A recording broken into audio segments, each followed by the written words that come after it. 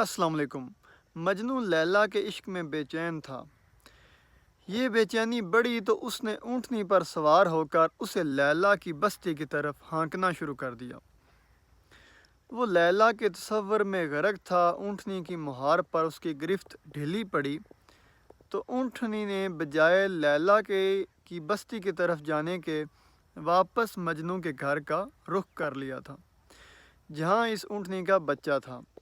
اسے اپنے بچے کی محبت اس طرف کھینچ لائی تھی۔ مجنو ذرا سا سنبھلا تو اسے معلوم ہوا کہ وہ تو واپس اپنے گھر پہنچ گیا ہے۔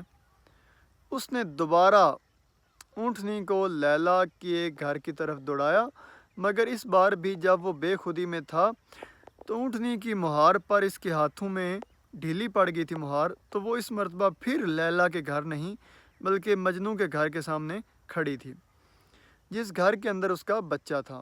ایسا کئی بار ہوا تو مجنو کو اونٹنی پر غصہ آ گیا۔ اس نے اونٹنی سے مخاطب ہو کر کہا کہ کمبخت، میری لیلا تو آگے ہے اور تیری لیلا یعنی تیرا بچہ، تیری محبت پیچھے ہے۔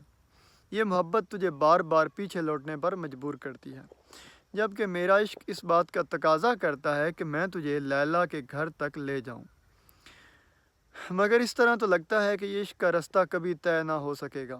یہ کہہ کر مجنو نے اونٹنی سے چھلانگ لگا دی اور نیچے گرتے ہی اپنے آپ کو زخمی کر لیا تھا۔ تو حضرت رومی رحمۃ اللہ علیہ اس حکایت سے یہ درس دیتے ہیں کہ انسان محبوب حقیقی کے فراق میں بے قرار ہے، جدائی میں، ہجر میں۔ اس کی روح مالک حقیقی سے ملنے کی خواہش رکھتی ہے، جبکہ اس کا جسم، اس کا خاکی بدن عیش و نشاط کی تلاش میں مجنو کی اس اونٹنی کی طرح ہے۔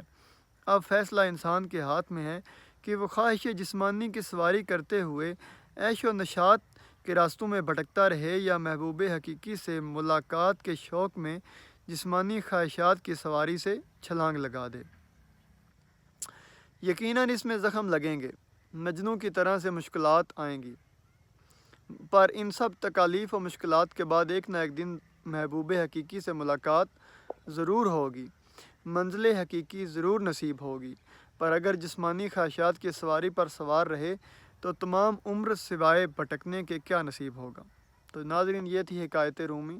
ہم سب کو غور کرنا چاہیے کہ کیا ہم اس اونٹنی کی طرح اپنے جسمانی جو خواہشات ہیں اور عیش و نشاط ہیں ان کے پیچھے پڑے ہوئے ہیں، یا اپنی روح کی جو ضروریات ہیں وہ پوری کرنے میں مصروف ہیں۔ اللہ حافظ۔